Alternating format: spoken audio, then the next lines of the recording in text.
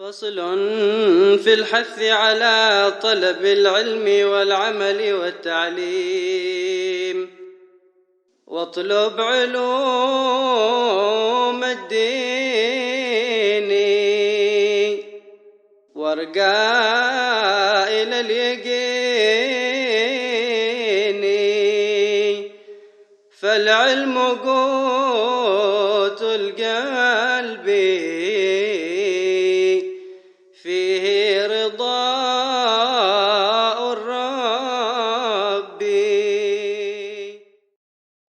أعوذ بالله من الشيطان الرجيم. بسم الله الرحمن الرحيم. اللهم صل وسلم على سيدنا محمد أشرف الأنبياء والمرسلين. أما بعد، نوينا التعلم والتعليم والتذكر والتذكير والنفع والانتفاع والإفادة والاستفادة والحث على التمسك بكتاب الله وبسنة رسول الله صلى الله عليه وسلم والدعاء إلى الهدى والدلالة على الخير ابتغاء وجه الله ومرضاته وقربه وثوابه سبحانه مع اللطف والعافية برحمتك أرحم الراحمين. اللهم إنا نسألك العلم اللدني والمشرب الصافي الهنية وهابها غني وصلى الله على سيدنا محمد وآله وصحبه وسلم. So, in the previous lesson, we went through the 13 integrals of prayer, and the last integral we mentioned was the tartib, the correct sequence of the prayer. So now we'll be discussing what happens if someone makes a mistake or is forgetful in the sequence of the prayer, or as it's called in Arabic, tartib. So we'll start here with the author says, Rahimahullah, وَإِنْ سَهَى فَمَا بَعْدَ الْمَتْرُوكِ لَهُ. And if one forgets an integral part of prayer, then what was performed is invalid. Meaning, so if one while they're praying, they forgetfully mess up the order of the prayer, then every action that comes after it is invalid or it's void. It's nullified in a sense. And inshallah, as we keep going, we'll give a few examples of that. So just to give a rough idea, if someone after reading Al-Fatiha goes straight to the prostration, he forgot to do the ruku' and the i'tidal, the bowing and the standing, then that prostration he just did is nullified. It's void. It means nothing. And he has to go back and correct himself.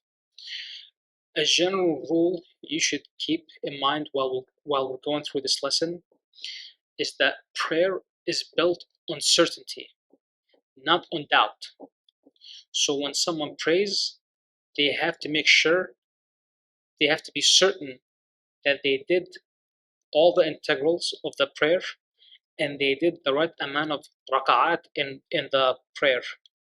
So if someone is doubtful, example, if someone is praying dhuhr and they're doubtful whether they just did 3 or 4, so we'll say this person is certain that he's prayed 3, but he's doubtful that he prayed 4.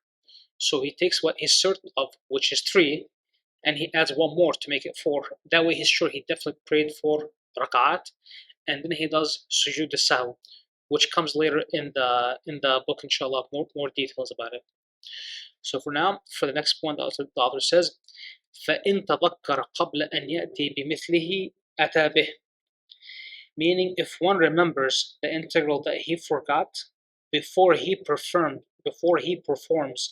that exact integral in the following rak'ah, then he is required to go back and perform the integral that he missed. So to try to imagine this, in the same example that we gave, after someone reads the Fatiha, he goes straight and to do the prostration instead of bowing. So this person forgot the bowing and the standing, and he went straight to prostration. If he remembers that he forgot to do the bowing and the standing before he gets up and does the Fatiha again, then he should go back to the bowing and the standing that he forgot and continue on. So if one remembers what they missed while they are, so these masail, most of them are intended for one who is praying by themselves or one who is an Imam. If someone is ma'moom, they're praying behind the Imam, then they have to follow the Imam in all his prayer. And then if there was a mistake, they have to stand up and do an extra rak'ah to make up for that mistake. So if one remembers what they missed while they are not being led in prayer, they are while they are not Imam, before they do what they miss in the following rak'ah, they have to do what they missed immediately. Kind of like the example that we just gave. Someone reading the Fatiha, then going straight to the prostration, the sujood. Before he starts reading the Fatiha again for the following rak'ah, he should go back and fix the first rak'ah, which was incorrect, which was missing the bowing and the standing. So he should go back immediately to the bowing and the standing of the previous rak'ah and then continue from there.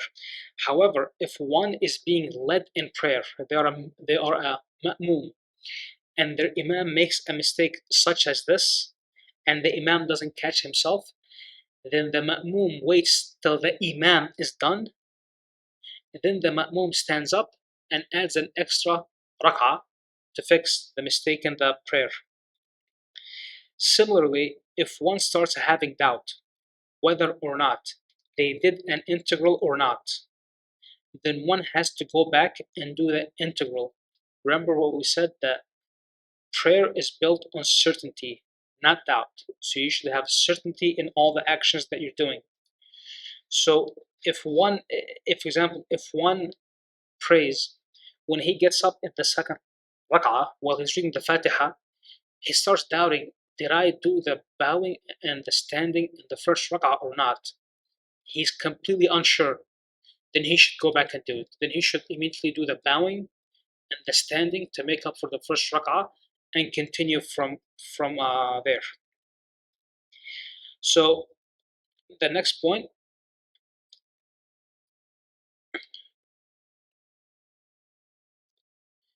وَإِلَّا تَمَّتْ رَكَعَتُهُ وَتَدَارَكَ الْبَاقِينَ, which means if not, meaning if one remembers, then he is required to go back. But if he does not remember,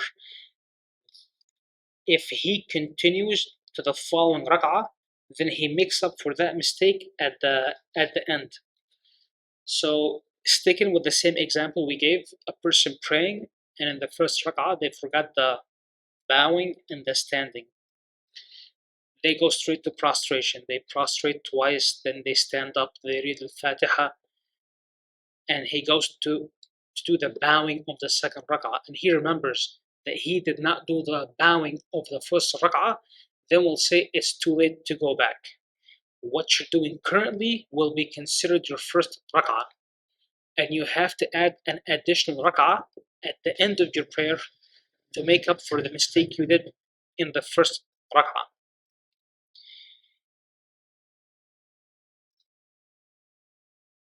So this exact scenario can be applied in some things, but not in all things.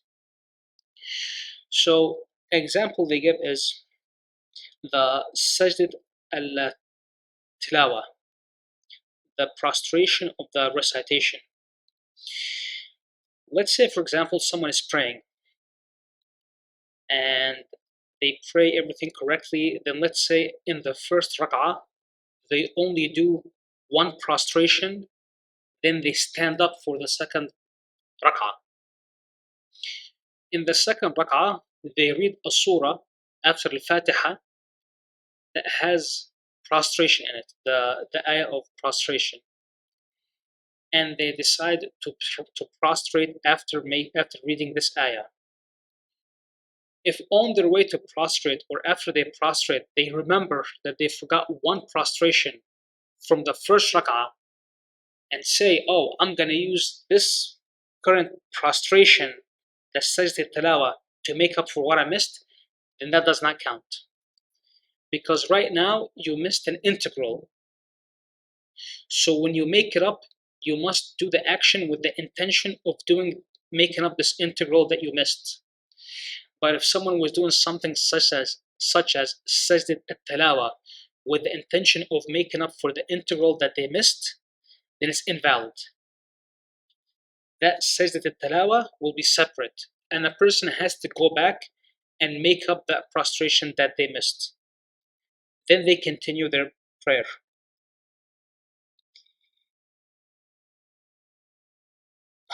Also, there are specific types of integrals that if they are missed, then the whole prayer is wrong, no matter what they do, and there's no way to make it up. Specifically, it's two integrals: the intention of the prayer and takbirat al-ihram.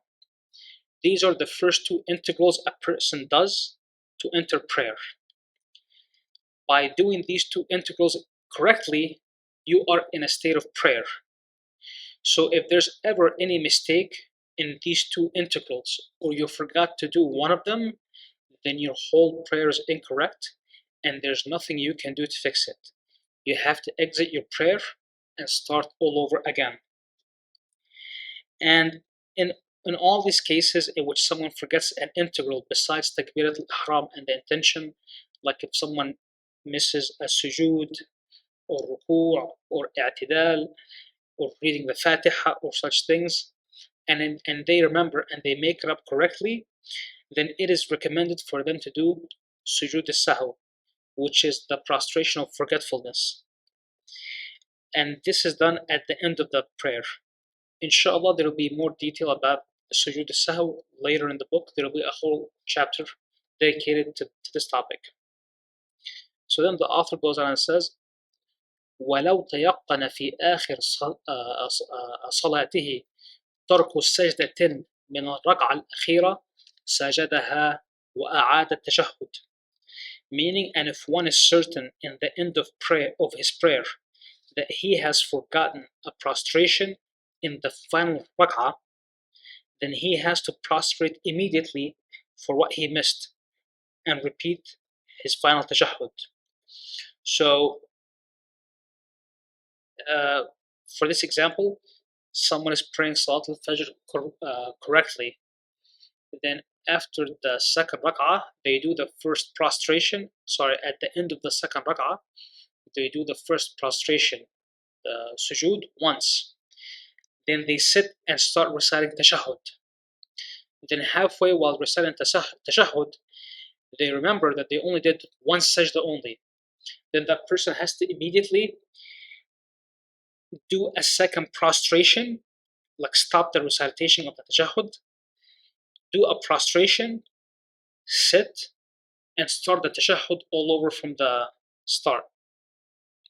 And that's how this specific scenario is handled. So then the author says, أو من غيرها أو شك فيها أتى بركعة. So this ties to the first scenario that we were given. So the example we just given is if someone in his last rak'ah, he only does one prostration, then starts reciting the tashahhud. Then he remembers, then all he has to do is just do another sajda right there and then and start the tashahhud. But then in this scenario, we're talking about what if he remembers that he forgot a prostration in another rak'ah. Same example, he was praying Fajr, and at the end of his second rak'ah, he remembers that in the first rak'ah, he only prostrated once. Then a person like that, at the end of his prayer, he has to stand up and add another rak'ah, because his first rak'ah was missing an integral, which was the two prostrations. He only did once. So he has to make up that whole rak'ah from the start. The person has to immediately stand up and do another rak'ah.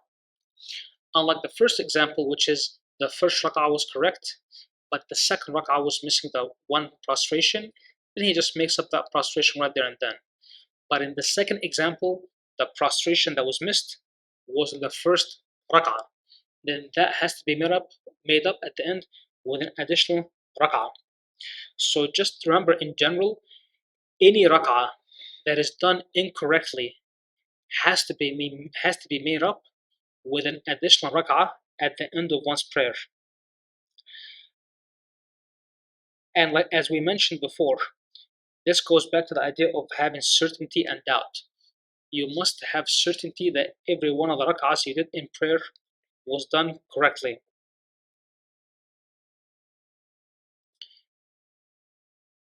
So then it says, وَإِنْ قَامَ إِلَى الثَّانِيَةِ وَقَدْ تَرَكَ سَجْدَةً مِنَ الْأُولَى. And if he stands up for the second rak'ah and he has already forgot the prostration of the first rak'ah. So this is a different scenario. So it says in this example, the author talks about two different scenarios of how to make up a prostration if it is missed in a rak'ah and the person moves to the following rak'ah and remembers that while doing so. So someone is praying Fajr. They just did their first rak'ah and they only prostrated once, and after they stood up, they remembered that they're missing a second prostration. What should they do? So this has two scenarios. فإن كان قد جلس ولو للاستراحة هوى للسجود. Then if he has already sat after the first prostration before getting up, even if it is the sunnah sitting of rest, then he is required to immediately prostrate for the second time. So let me try to clarify this. Someone is praying Fajr, and in the first rak'ah, they only did one prostration. Or let's say someone praying Dhuhr. Dhuhr is a better example for this mas'ala. Someone's praying Dhuhr. So it is known in the prayers that have 4 rak'at, it's sunnah to sit after the first rak'ah and the third rak'ah for a moment for a rest. It's sunnah. It's called just al-raha. In the Shafi'i madhab, it's considered sunnah. So if someone is praying Dhuhr and in the first rak'ah they prostrate once, then they sit down for just al-istiraha, then they stand up. Once they stand up, the person remembers that he only prostrated once. Then the person immediately goes and prostrates without having to sit down first, because that just al-istiraha that he just did before he stood up will count as the integral of sitting down between the two prostrations. However, if we say someone who's praying Dhuhr in the first rak'ah prostrates only once and then immediately stands up and he remembers that he only prostrated once, then this person is required to sit down for a moment and then do the prostration. Because remember, the two prostrations must be separated by a moment of sitting down. It's a rukn, it's an integral. So in the first example, the person after prostrating once, they sat down for a different reason, then they stood up. Then he remembers, then he goes immediately to prostration, because that sitting down was already accomplished. But in the second example, the person stood up directly after prostrating once. So this person is missing two parts, the sitting down between the two prostrations and the second prostrations. So this person is required to sit down first, just al-tam'anina, then he prostrates. That's what the author says in the second line, in the following line, وَإِلَّا جَلَسَ مُطْمَئِنًّا ثُمَّ يَسْجُدْ. If not, then he has to go back to the sitting position, which is an integral, before he goes for the second prostration. So that's the example we just described. So again, real quickly, if someone after prostrating once sits down for just al-istiraha, then stands up and remembers, then that person has to go back and prostrate. But if someone didn't, after prostrating once, immediately stands up, then he has to sit down for the sitting between the two prostrations and then do the second prostration. And after that, the author says, وَإِن تَذَكَّرَ تَرْكَ رُكْنٍ بعد السلام فإن كان النية أو تكبيرة الإحرام بطلت صلاته. It says, and if one remembers that they forgot an integral after giving the taslim, if the forgotten integral or integrals was the intention of prayer or the takbir of entering the prayer, then the prayer is invalid. And we went over that previously about how those two integrals are essential of being in the state of prayer. So if you did not even do those two integrals, then you did not even enter the state of prayer to begin with correctly. So everything after is invalid. And there's no way to make up for the intention and the takbirat al-ihram after you've already entered the prayer. Therefore, one has to exit the prayer and start all over again, because technically they never really entered the state of prayer.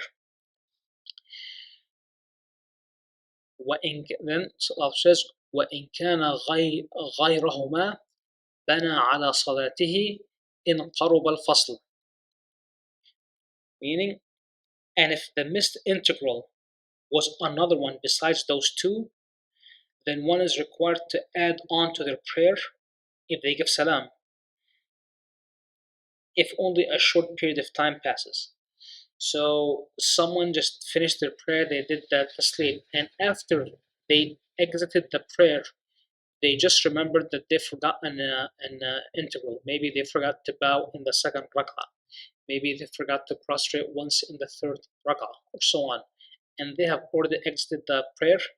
Then this person is required to stand up and do an additional rak'ah to make up for that mistake, with the condition that not a lot of time has passed.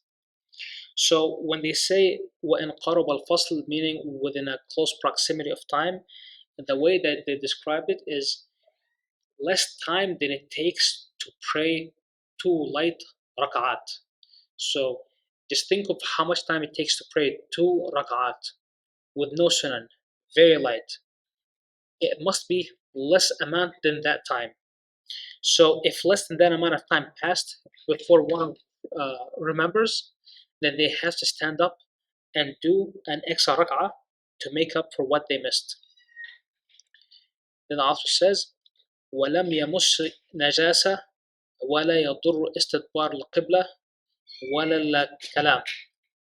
So they're saying that another condition is that if he remembers after doing the taslim and exiting the prayer is one, not a lot of time has passed. And second, a person did not touch najasa. So because if you touch something that's ritually impure, or something that's not, or if you touch something that's ritually impure, or something that's ritually impure gets in your clothing, then you cannot pray in that state. So at that point, you have to redo your prayer, because it takes time to remove the najasa and change the clothing and all those things. However, it says ولم يمس نجاسة ولا يضر استدبار القبلة ولا الكلام. So if we say within that short period of time, when someone remembers that they forgot an integral in one of the rak'at, the conditions that must be fulfilled is one, not a lot of time passes, which was described by the fuqaha as enough time to pray 2 short rak'at, and also that your body or your clothing does not come in contact with something that's najas, something that's ritually impure. However, there are some things that if you do, it's still fine. You can still do the prayer as long as these 2 conditions are met. So after giving the taslim, if someone stands up and walks around, even if they turn away from the qibla, then they remember that they missed an integral within that short time frame, then they can do the extra rak'ah right there and then. Another condition that is not harmed by is uttering of words. If he says a few words after he does taslim, then he remembers that he still has to make up a rak'ah, then that is fine. So turning away from the qibla or uttering a few words, those will not harm that short time period for you to make up the extra rak'ah at the end to make up for the interval that you missed. And finally, وَإِن طَالَ الْفَصْلِ اسْتَأْنَفَ الصَّلَاةِ, which means, and if the period of time is long, meaning that if the time it takes him to remember is a long period of time, then he is required to repeat the prayer from the beginning. So, however, this long period of time is the exact opposite of what a short period of time is. So we said a short period of time is less than it takes to pray 2 light rak'at without sunnah. So a long period of time, like Allah says, وَإِن طَالَ الْفَصْلِ, means enough time to pray 2 light rak'at. So which is about 2 minutes. So if that much time passes, then that's considered a long period of time, and the person has to redo the whole prayer. And the reason that is given for redoing the prayer, because that means that this person, when they did their taslim, it was done in the incorrect position. So for example, if someone just prayed dhuhr, which is 4 rak'at, and one of those rak'at was incorrect, and the person gives taslim, then that means technically this person gave taslim after praying 3 rak'at only, which is the wrong time to give taslim, and a long period of time passes. So that means this person has only prayed 3 rak'at for dhuhr and not 4, and a long time passed. So he has to redo the whole prayer from the beginning. Inshallah, in the next chapter we'll be discussing the Surname of the Salah, and there's quite a lot of them. Some scholars have said there's more than 1,000 Sunnas of prayer. So نسأل الله أن ينفعنا بما علمنا والحمد لله رب العالمين.